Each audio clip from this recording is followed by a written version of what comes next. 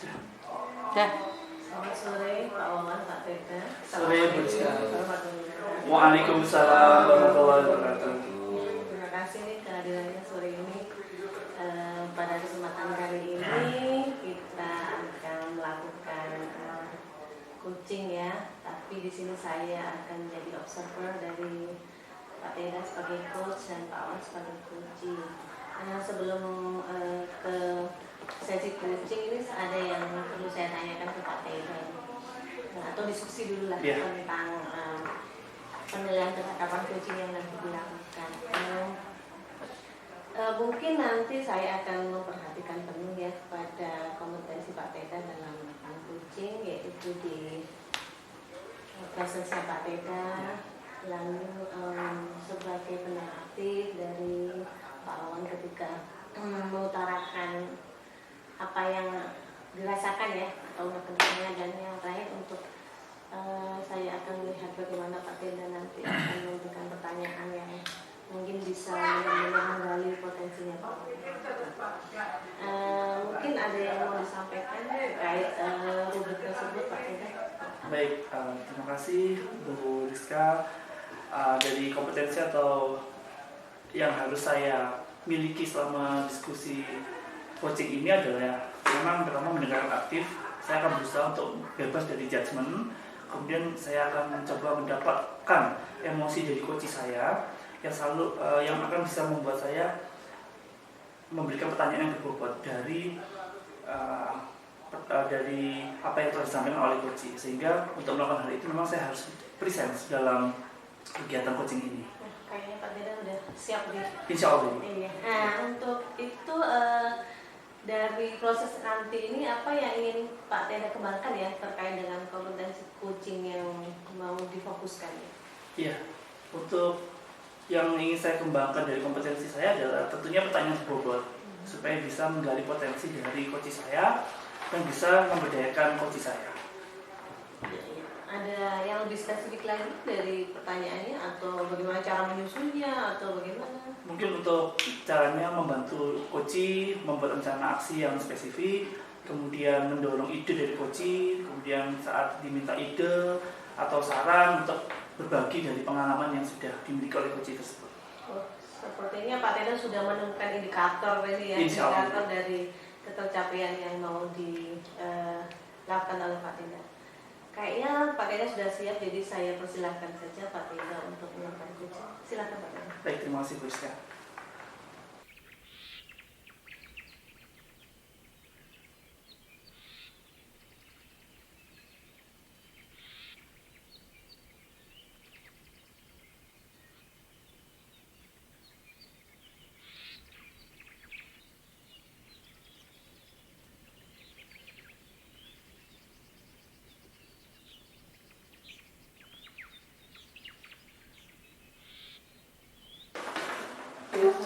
Selamat pagi Pak Teta. Selamat pagi Pak Wawan. Assalamualaikum. Waalaikumsalam. Gimana Pak kabarnya Pak? Alhamdulillah. Udah lama nggak ketemu Pak ya? Lama nggak ketemu. Iya, dari Malaysia ya kabarnya ya? Ya, saya di Malaysia ini belajar Pak Oh, untuk meningkatkan profesionalitas saya sebagai guru Pak. oh iya. Iya. Baik. Calon kepala sekolah ya Pak ya? Kepala dinas Pak. Kepala dinas ya. Iya. Baik. Baik Pak Wawan. Ada yang bisa dibantu Pak? Kalau tiba-tiba nih ingin Iya. bertemu dengan saya. Ya ini Pak, saya ini kalau teringat pertanyaan itu jadi saya itu kemarin biasanya saya itu merestitusi siswa itu biasanya itu sukses ya, seperti solusi. Kemarin itu saya kok gak bisa ya, belum berhasil ya saya dalam merestitusi anak itu. Kayak kemarin itu ceritanya si Jainal Pak. Oh, Jainal. Jainal itu sama si Rudi Pak. Nah, waktu itu diskusi di rumahnya Rudi Pak. Itu P5 Pak. P5 ngejalan tugas P5 di rumah. Nah Rudi ini kehilangan uang itu 1 juta Pak. Kemudian merasa hilangnya itu besok paginya Pak. Besok paginya itu hilang. Nah, merasa kehilangan terus rame di kelas karena ditanya teman-temannya yang kemarin diskusi itu. Nah, yang Jainal ini lucunya Pak, itu mengaku sore harinya itu menemukan uang 400 di bawah mejanya si Rudi Pak. Itu kan ini menurut Rudi janggal ya, kok aneh ini.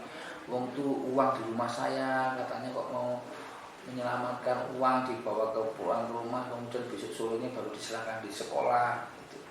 Nah, saya skip garis Pak, pertama awalnya saya di baik Rudi maupun Jainal saya skip garis Pak. Tiga ya. Pertama berdua gitu, kemudian yang kemarin itu bertiga. Ternyata saya itu belum berhasil Pak untuk membuat keduanya ini bisa menyatu kembali, karena memang menurut saya si Jainal belum bisa jujur dan si Rudi pun masih belum bisa mengikhlaskan permasalahan itu Pak. Ini saya minta tunjuk pendapat dari Bapak Teta ini, bagaimana Pak yang harus saya lakukan Pak? Baik. Jadi tujuan percakapan kita pada hari ini adalah bagaimana menemukan solusi dari permasalahan yang sedang Bapak hadapi di kasus antara Zainal dengan Rudin Pak ya. Ya. Terutama di Zainalnya ya. Jainalnya. Betul. Nah, kira-kira kesulitannya Pak Wawan selama melaksanakan segitiga restitusi itu apa Pak? Ya, sebenarnya segitiga restitusi sudah berjalan sesuai step yang sudah saya laksanakan ya. Jadi stepnya sudah saya jalani sesuai aturan lainnya. Nah, cuma kembali lagi si Jainal ini tetap bersikukuh bahwa dia tidak melakukan itu, meskipun ada sebuah cara berpikir yang terpotong gitu. Dia mengambil uang di bawah mejanya orang, rumahnya orang, kemudian dibawa pulang, dan kemudian baru sore dikembalikan gitu. Dan uangnya nggak utuh, harusnya 1 juta berapa, itu tinggal 400. Dan itu waktu saya sekitar sudut itu Jainal sebenarnya sempat awalnya nggak mengaku kalau itu mau ngambil Pak, tapi pertemuan berikutnya dia mengaku, menangis. Dia hanya katanya dia khilaf mengambil, tapi hanya 400 itu, tapi 1 dikembalikan. Ya padahal yang hilang itu di dompetnya, bukan di bawah meja ya, di dompetnya si Rudi itu. Nah, sampai detik ini kalau menurut saya sih Jainal belum jujur Pak, belum jujur untuk itu. Namun ada kesempatan nggak untuk Zainal itu lebih jujur lagi Pak? Kan tadi sudah mengaku sedikit ya. Kenapa ada kesempatan, terlihat sepertinya ada kesempatan nih untuk mengaku lagi atau bagaimana Pak? Iya, awalnya sih saya melihat ada kesempatan, karena meskipun si Jainal sama si Rudi ini berbeda agama, tapi saya lihat keduanya ini termasuk anak yang alim sesuai dengan agamanya ya. Ini namanya Vincentius Jainal namanya. Oh iya. Agamanya kan beda. Iya. Ya itu. Dia kemarin sempat saya arahkan untuk berjanji di hadapan Tuhannya Pak, untuk tidak melakukan apakah apa yang dilakukan itu bicara jujur.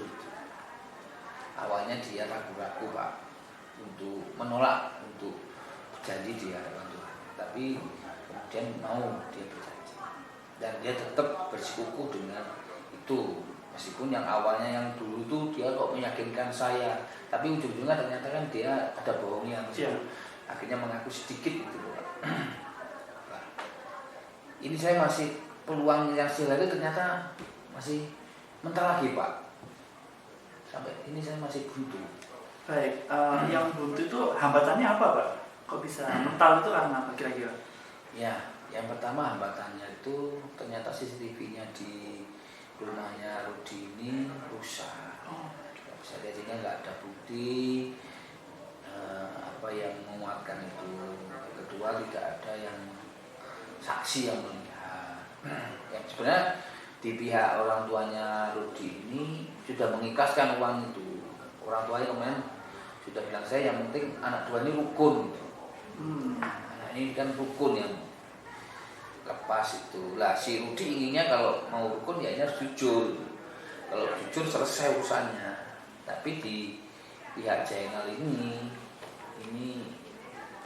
sulit untuk bisa mengakui kejujuran itu. Baik. Berarti kalau saya lihat ini sebenarnya sudah ada progres Pak ya.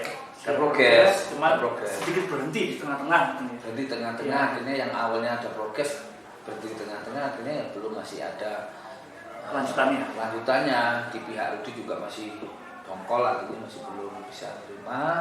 Kemudian di pihak Zainal juga masih kuku, dan akhirnya hubungan ini keduanya nggak bagus, karena satu kelas bagus itu Pak. Sekarang pun saya merasakan dengan Jainal itu kalau ketemu saya agak berbeda. Setelah dia mengakui sedikit itu, kayaknya dia malu ya. Yang awalnya dulu bersikukuh bahwa dia jujur, ini ujung-ujungnya ya dia nggak jujur itu meskipun diakui sedikit. Nah sebenarnya dari Pak Wawan sudah ada ikhtiar yaitu atau usaha untuk mendatangkan orang tuanya ya. Yang penting anak dua anak ini akur gitu ya. Ya. Tapi si Rudinya masih keberatan karena uangnya masih belum kembali seutuhnya. Ya. Dan merasa masih si Zainal ini masih membawa sekitar 4 juta 600 ya. 600-an lah. Ya 1 jutaan. 1 jutaan 1.200.000 atau itu dikembalikan 400. Baik. Nah kira-kira dari sudah jalan setengah ini ada rencana lagi nggak Pak untuk kedepannya nih? Terus terang jujur saya masih belum ada rencana untuk mau saya apain, karena saya masih lihat situasinya. Intinya kalau uang si Rudi udah ikhlas, asalkan ini jujur, itu sebenarnya. Jadi sebenarnya targetnya kalau ini Jainal jujur, ya selesai urusannya sebenarnya. Jadi untuk menjujurkan Zainal ini, apakah mungkin Bapak Wawan punya rencana yang berikutnya gitu Pak? Karena yang kemarin sudah berjalan, mungkin ada rencana baru, mungkin untuk fokusnya hanya untuk membuat Zainal ini menjadi jujur gitu Pak. Ya, sebagai orang yang beragama saya yakin hati nurani itu tidak akan nggak bisa dibohongi. Kemarin sudah berjanji di hadapan Tuhannya. Ini karena masih 1 hari kemarin, saya masih nunggu di beberapa hari ini. Saya tunggu kalau dia nanti hati nuraninya biasanya dia bimbang, dia merasa besar, pasti nanti kan menemui saya. Itu keyakinan saya masih belum ada lagi yang kalau sudah selevel itu dipaksa kan tidak bagus juga, karena memang biar karena kesadaran diri aja. Iya. Baik, Pak Wawan kan termasuk guru penggerak ya. Iya. Nah, itu kan biasa berkolaborasi selama ini. Iya. Nah, mengingat Zainal ini adalah nonis atau non Islam, apa mungkin ada kolaborasi mungkin yang bisa Bapak lakukan mungkin? Iya, saya baru sadar Pak ini. Saya berarti harus kolaborasi dengan guru agamanya dia ya. Yang mungkin cantik ini kayaknya kalau saya kolaborasi dengan wali kelasnya sudah. Wali kelasnya juga menyerahkan ke saya. Dan kebetulan anaknya juga percaya sama saya. Kok saya dipilih untuk menyelesaikan masalah ini. Nah, ini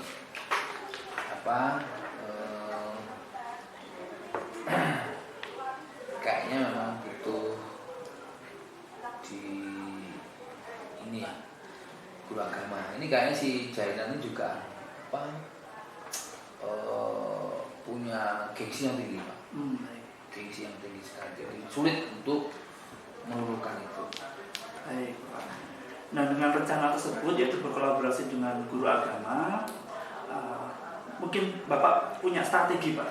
Sekarang mungkin sudah tergambarkan strategi-strategi untuk menyusun rencana tersebut.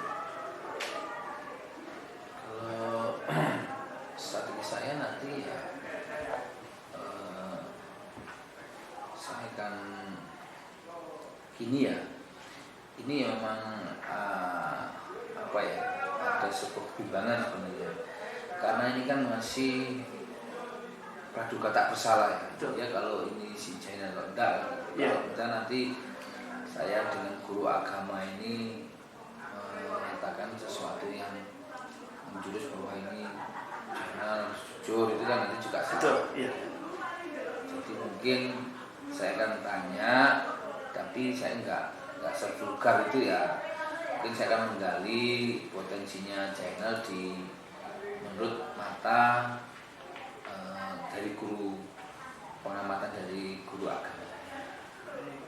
Itu lebih ke diskusi mungkin ya, wali kelasnya. Kalau dari teman-teman sekelasnya sudah, dan itu menguatkan memang si Jainal ini. Tapi kan nggak ada bukti juga. Betul. Pengakuan belum ada juga, jadi memang belum terselesaikan. Baik. Sepertinya rencana tadi dengan berkolaborasi dengan guru agama berarti menjadikan guru tersebut menjadi satu tim mungkin ya dengan Pak Awan tadi ya sudah disampaikan. Nah itu kapan Pak kira-kira strategi itu akan dilaksanakan? Mungkin hari Jumat ya, karena kan pelajaran agamanya Jainal itu hari Jumat. Mungkin saya nanti akan ngobrol sekitar itulah ya. Ngobrol, karena saya akan minta sebanyak-banyaknya keterangan tentang si Jainal ini. Itu Jumat ya Pak ya? Jumat. Kira-kira indikatornya apa aja Pak kalau pas diskusi dengan guru agama itu yang bisa menyebutkan oh ini indikatornya udah terpenuhi nih gitu, sehingga bisa melakukan tindakan awal ya, yang Anda harapkan ya? Ya, indikatornya saya harus tahu karakter sehari-hari si Jainal ini, sehari-harinya bagaimana, kemudian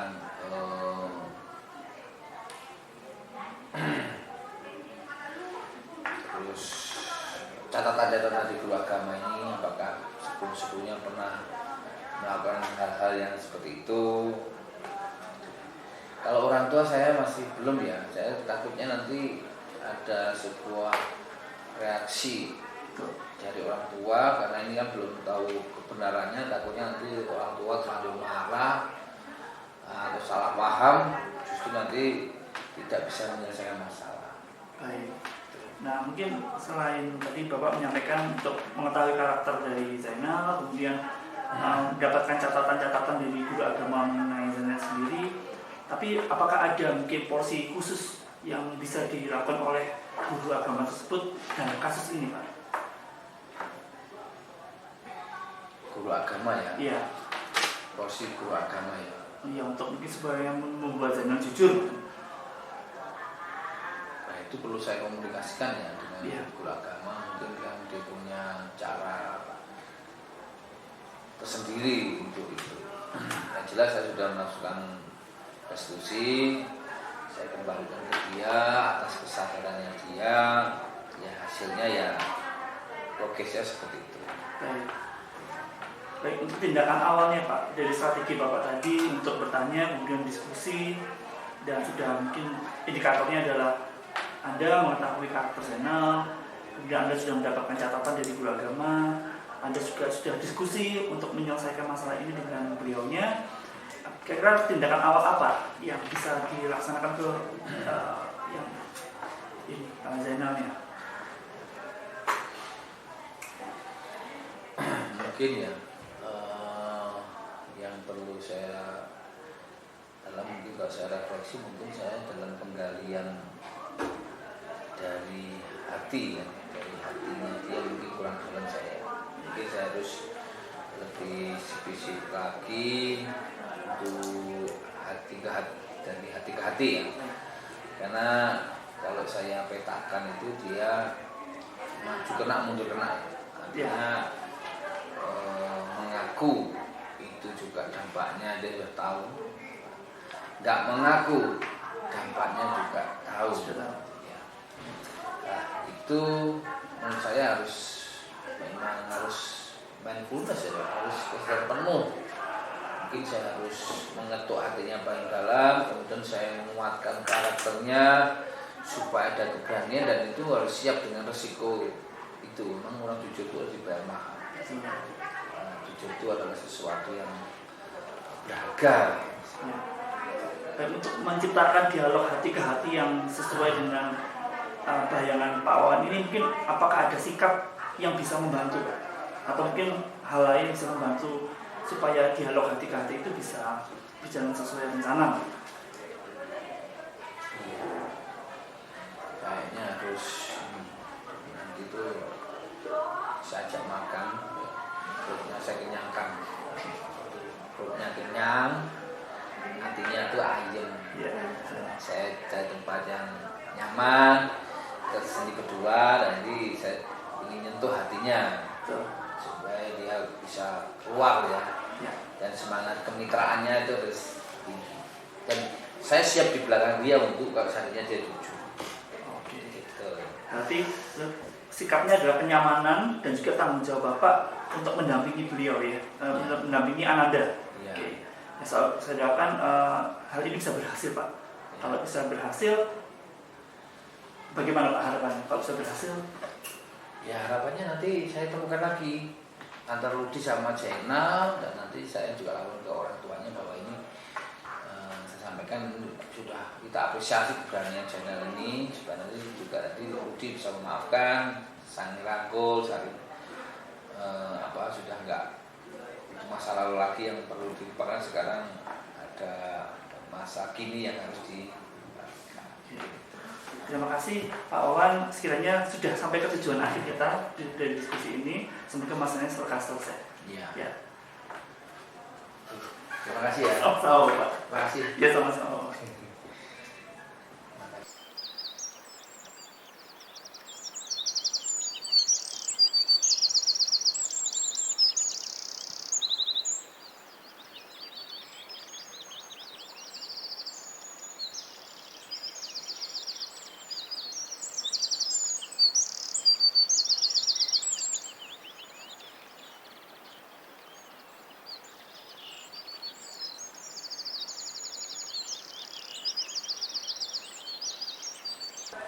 Selamat ini buat Pak Teda sama Pak Wawan, ini luar biasa hasil coaching hari ini. Yang ingin saya tanyakan pada Pak Teda ini, Ya. gimana setelah melakukan coaching rasanya? Alhamdulillah Bu, saya menjadi pribadi yang bisa memberdayakan coach ya, untuk membuat rencana aksi spesifik yang terdorong dari ide yang ada dari coach itu sendiri. Jadi bukan saya yang mengarahkan, tapi dari coach sendiri yang bisa menggali potensinya diri sendiri. Jadi menurut Pak Teda apa indikator kalau Pak Teda sudah berhasil mengembangkan kompetensi yang dituju oleh Pak Teda? Indikatornya adalah coach sudah bisa membuat rencana aksi yang spesifik, kemudian saat diminta saran berbagi pengalaman juga aktif, lalu bisa memunculkan ide dari dirinya sendiri dan menyusun strategi berdasarkan pengetahuan, pengalaman dan juga kreativitas dari coach itu sendiri.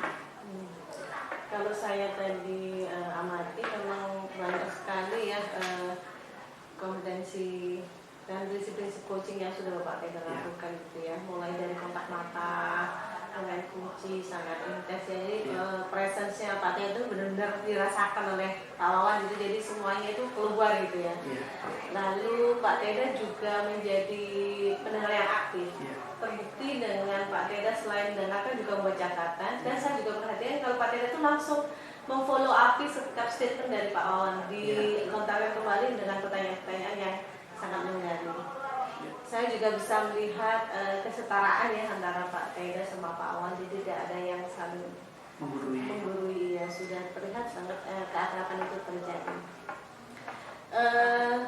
Selain itu, saya juga bisa melihat struktur yang Pak Teda lakukan, coachingnya itu sudah sangat rapi dari mulai tujuan, mengedukasi sampai pada akhirnya tanggung jawab. Itu sudah terlihat gitu dari coachingnya Pak Teda. Yang ingin saya tanyakan ini, kira-kira kompetensi apa lagi yang setelah Pak Teda sudah sampai di sini, udah yang dituju dan sampai tapi masih apa lagi yang mau dikembangkan lagi? Mungkin lebih ke memberdayakan coaching, Bu. Karena dari dialog tadi saya melihat Pak Wawan juga masih terasanya mungkin sudah ada 1-2 ide yang muncul, namun mungkin belum keseluruhan potensi dari Pak Wawan itu muncul. Jadi mungkin saya harus lebih bisa memberdayakan bagaimana supaya coaching bisa menggali potensi dirinya, kemudian bisa lebih secara mindfulness ya, itu bisa membuat atau memberikan timbul solusi-solusi untuk permasalahan yang sedang dihadapi oleh coach tersebut. Iya. Kalau dari kompetensi saya lihat untuk pertanyaan berbobot yang sudah Bapak berikan ke Pak Wawan, kira-kira masih ada kelemahan atau sudah merasa udah bagus gitu?